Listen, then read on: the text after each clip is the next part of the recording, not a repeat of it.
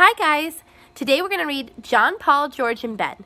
This is by Lane Smith, one of my favorite authors and illustrators. If it sounds familiar, it's because they wrote the true story of the Three Little Pigs.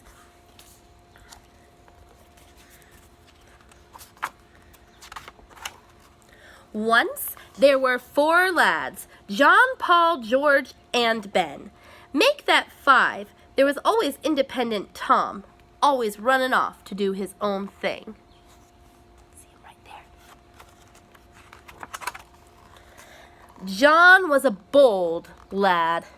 At the start of every school year, the students were asked to write their names on the chalkboard, and every year it was the same story. John, his teacher would say, "You have lovely penmanship.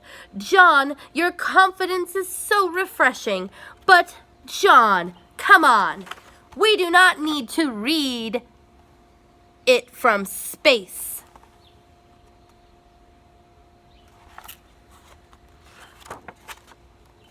Paul was a noisy lad. Before fun was invented, people joined bell-ringing clubs. As a member of the Boston's Old North Church, Paul spent hours and hours practicing in the Belfry Tower.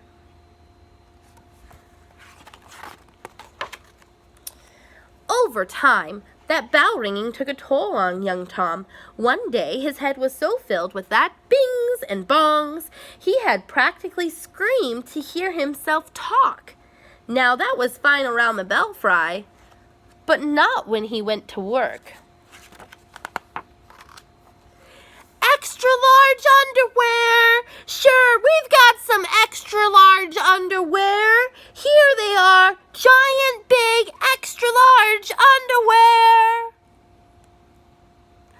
Paul was a bullhorn in a china shop. "Your wig? Yeah, it comes in next week. And the polka dot shirts, they're coming. And the pink breeches are coming." It took many, many years until people finally appreciated his special talent. "The red coats are coming! The red coats are coming!" Everyone except that big underwear lady. She was still mad. George was an honest lad. One day, it took his shiny new hatchet and chopped down his family's cherry tree. When his father discovered the tree, he asked, "Son, do you know who killed this beautiful little cherry tree?"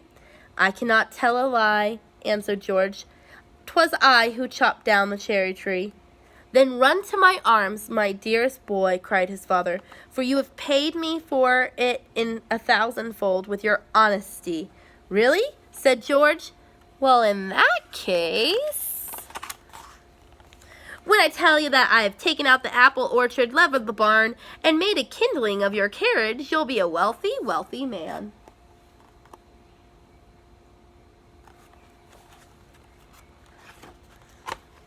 Ben was a clever lad. Not only did he have a saying for every situation, he generously shared them with anyone and anywhere at any time. Fish and visitors stink after 3 days. He considered it his duty to provide frequent and free advice. "The sleeping fox never catches the poultry. Those who are in curls impose most often wipe a bloody nose. If your head is wax, don't walk in the sun. 3 can keep a secret if 2 of them are dead." The townsfolk were so taken by his generosity, they came up with their own, especially saying just for Ben. "Please shut your big yap!"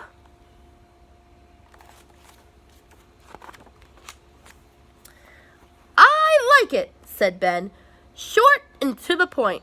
Work a fox and a turkey in there somewhere, and I think you've got something." Tom was an independent lad. One day, his teacher, Mr. Douglas, asked the class to make birdhouses with gluing macaroni to ye old basilwood. Tom happily ignored him and used traditional building materials in a neoclassical design. When the class made a palm tree, Tom took one look and said, "Not on your life."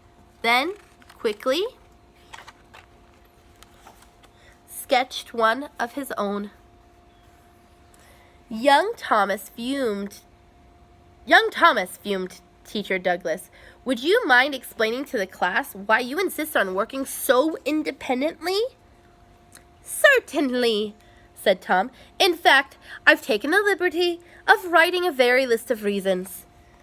Tom learned the power of his words that day. Mr. Douglas told him to pursue all the life, liberty, and happiness that he wanted independently in the corner, while other students pursued lunch. The rest is history. Say you want a revolution? Well, John, Paul, George, and Ben and Tom sure did. In April of 1775, they got one. The redcoats were coming. In fact, King George III's army was marching to Lexington and Concord to arrest John and the other Sons of Liberty. Fortunately, Paul Revere, the noisy man, and every minute man and woman and child knew who was coming and what they'd be wearing. It was the start of the Revolutionary War.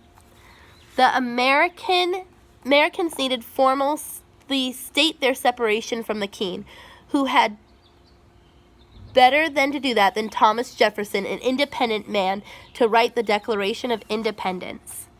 Finally, signing such a document was treasonous, a dangerous affair, but Ben Franklin was a clever man and said it was best we must hang together, he quipped, or surely we're all hanged separately.